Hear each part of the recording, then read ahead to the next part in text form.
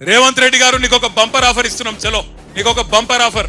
నువ్వు అంటున్నావు కదా నేను కుల గణన చేసిన బీసీలందరూ సంతోషంగా ఉండరు, నేను రైతు బంద్ వేసిన రైతులందరూ సంతోషంగా ఉండరు, రైతు కూలీలకు పైసలు వేసిన వాళ్ళు సంతోషంగా ఉన్నారు, అందరు ఇండ్లకు కాయిదాలు ఇచ్చిన పేదోళ్ళందరూ సంతోషంగా ఉన్నారు అంటున్నావు కదా.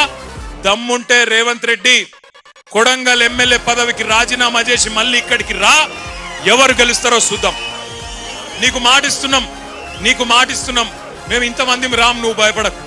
మేము ఇంతమంది రాము ప్రచారంకు. మా పట్నం నరేందర్ రెడ్డి నామినేషన్ వేసి ఇంట్లో కూర్చుంటాడు, బయటికి కూడా రాడు. మేము జిల్లా నాయకులం కొంతమందిని తిరుగుతాం. గెలుచుడు కాదు నేను చెప్పేది. 50,000కు ఒక్క ఓటు తక్కువ వచ్చినా నేను రాజకీయ సన్యాసం చేసి మళ్ళా రాజకీయంలో కూడా ఉండా.